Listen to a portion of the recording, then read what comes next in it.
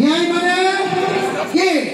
যদি জুবিন দাক হত্যা কৰিছে তেতিয়াহ'লে ভাৰতৰ দণ্ডবিধি আইন আছিল আগতে, এতিয়া ভাৰতৰ ন্যায় সংহিতাৰ 103 নম্বৰ ধাৰাৰ অনুসৰি হত্যাকাৰীক ফাঁচি দিব লাগিব। ফাঁচি দিব লাগিব নে নাই? লাগিব নে নাই? লাগিব, একদম।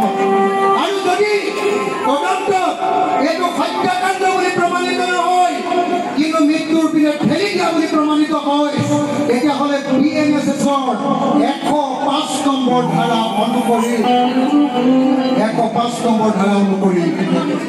যিসকলে মৃত্যুৰ কাৰণে আগবঢ়াই দিলে তেওঁলোকক যাৱজ্জীৱন কাৰাদণ্ড দিব লাগিব, যাতে কোনোদিন তেওঁলোক আৰু বাহিৰলৈ ওলাই আহি মুকলি আকাশখন কোনোদিন চাব নোৱাৰে। হয়নে নহয় ৰাইজ? হয়নে নহয় ৰাইজ? হয়নে নহয় ৰাইজ? আপোনালোকে কি ভাবে? বৰ্তমান চৰকাৰখনে যিটো তদন্ত কৰি আছে তাত আপোনালোক সন্তুষ্ট হয়নে নহয়? মই আকৌ শুনিছো, সকলো মেডিয়া ইয়াত আছে, মই আপোনালোকৰ সকলোকে শুনিছো, বৰ্তমান চৰকাৰখনে যিটো তদন্ত কৰি আছে এই তদন্তত আপোনালোক সন্তুষ্ট হয় নে নহয়? সন্তুষ্ট হয় নে নহয়? অসমৰ মানুহ জুবিন দা আমাৰ প্ৰাণৰ শিল্পীজনৰ মৃত্যু যিটো হৈছে, হত্যাকাণ্ড যিটো হৈছে, তাৰ যি বিচাৰ চলি আছে, তাৰ যি তদন্ত চলি আছে, এই তদন্তক লৈ মুঠেও সন্তুষ্ট নহয়। আৰু সেইকাৰণে চৰকাৰক ইয়াৰ পৰা সকীয়াই দিছো, স্পষ্ট আকাৰে সকীয়াই দিছো, হিমন্ত বিশ্ব শৰ্মা ডাঙৰীয়াক সকীয়াই দিছো, পলিটিক্স নকৰিবা বন্ধু। হয়নে নহয়? পলিটিক্স নকৰিবা বন্ধু। হয়নে নহয়? জুবিন দাক যদি ন্যায় নিদিয়া তেতিয়াহ'লে তোমালোকৰ ৰাজপাট জনতাৰ ক্ষোভৰ জুইত জ্বলি উঠিব। হয়নে নহয়? হয়নে নহয়? হয়নে নহয়? হয়নে নহয়? কৈ আছে ৰাজনীতি কৰিছে, আমি ৰাজনীতি কোনেও কৰা নাই। অসমত জুবিন দাক লৈ অকল ৰাজনীতি কৰিছে হিমন্ত বিশ্ব শৰ্মা আৰু বিজেপি চৰকাৰে। তাৰ বাহিৰে পৃথিৱীত কোনেও ৰাজনীতি কৰা নাই, কোনেও এটা দিনো এতিয়ালৈকে মিটিং কৰিবলৈ যাব পৰা নাই। প্ৰত্যেকজন শিল্পী গোটক এটা গীত গাবলৈ ক'তো যাব পৰা নাই। প্ৰত্যেকজন শিল্পী গোটক তেওঁলোকৰ জীৱিকা গীত গোৱা, কিন্তু তেওঁলোকে যোৱা এমাহ ধৰি এটা গীত গাই 1 টকা ইনকাম কৰিব পৰা নাই, কাৰণ তেওঁলোকৰ প্ৰিয় গুৰুজনৰ মৃত্যু ঘটিছে। তাৰ পাছত অসমৰ মুখ্যমন্ত্ৰীয়ে কৈছে তোমালোক সকলোৱে দুৰ্গা পূজা পতা। তাৰ পাছত অসমৰ মুখ্যমন্ত্ৰীয়ে কৈছে তোমালোকে সকলোৱে দীপাৱলীৰ ফটকা ফুটোৱা। তাৰ পাছত অসমৰ মুখ্যমন্ত্ৰীয়ে কৈছে তোমালোকে আনন্দত মজি যোৱা। কোনো অসমীয়াই আজিৰ দিনটোত আনন্দত মজিব নোৱাৰে। প্ৰত্যেকজন শিল্পী গোটক প্ৰত্যেকজনে গান গাওঁতে আজি কপি আছে।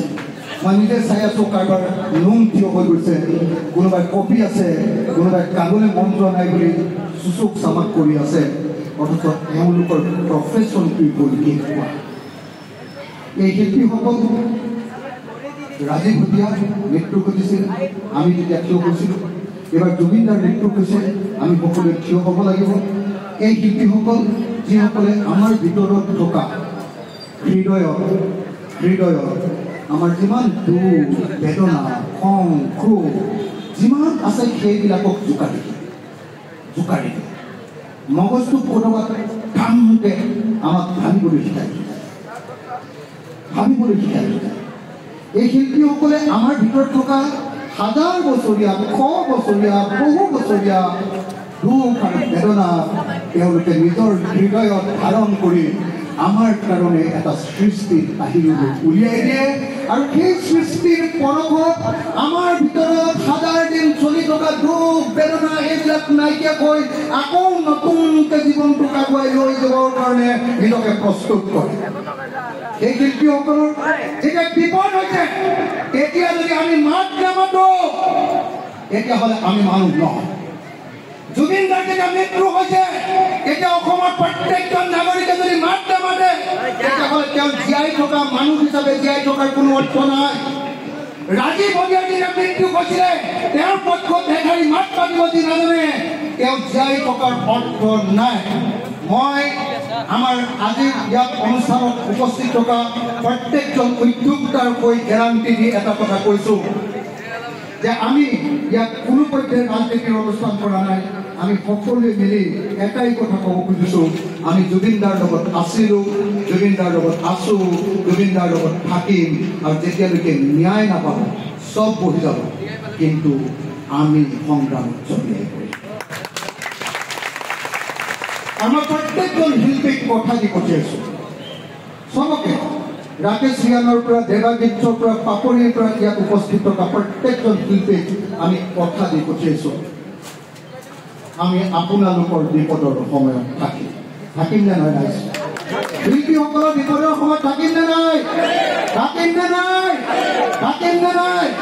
মোৰতো এনেকুৱা মন গৈ আছে, যদি কোনোবাই উদ্যোগ লয়, মোৰ লাগি থাকিবলৈ সময় নাথাকে। মই ভাবোঁ জুবিন দাৰ নামত, জুবিন দাই বহুতো সহায় কৰিছিলে, জুবিন দাৰ নামত আমাৰ দুৰ্গত শিল্পীসকলৰ কাৰণে এটা ফাণ্ড কৰা হওক, আৰু মই আমাৰ ৰাইজৰ দলৰ হৈ সেই ফাণ্ডটোলৈ প্ৰথমতে 5 লাখ টকাৰ এখন চেক প্ৰথমতে আগবঢ়াম। আৰু মই সকলোকে অনুৰোধ জনাম যে জুবিন দা মানে শিল্পী সাহায্য ন্যাস জাতীয় এনেকুৱা এটা ফাণ্ড কৰক শিল্পীসকলৰ কাৰণে। আমাৰ ৰাইজৰ দলৰ পৰা আমি 5 লাখ টকাৰ এখন চেক দিম, আৰু মই বহুত মানুহৰ পৰা তেনেকৈ তুলি দিম, সকলোকে কম তেওঁলোকক একদম লিগেলি তাত দিবৰ কাৰণে। আমি 1 কোটি 2 কোটিমান টকা যদি তুলিব পাৰোঁ, মই পাৰিম। আপোনালোকে যদি ভাবে কোনোবা শিল্পীয়ে যদি অকণমান লৈ দিয়ে, মই খালি লাগি থাকিবলৈ সময় নাই, মই কামটোহে কৰি দিব পাৰিম, মই পইচাখিনিয়ে তুলি দিব পাৰিম, চেকখিনিয়ে তুলি দিব পাৰিম। যদি কোনোবাই অকণমান সেইটোত থাকে, তেতিয়াহ'লে দুৰ্গত শিল্পীসকলৰ কাৰণে আমি এটা পুঁজি কৰি লোৱা ভাল পাওঁ। বহুত কষ্ট, ধন্যবাদ, বহুত কষ্ট শিল্পীসকলে। মই এতিয়া সুৰেখা চেত্ৰীক তেখেতৰ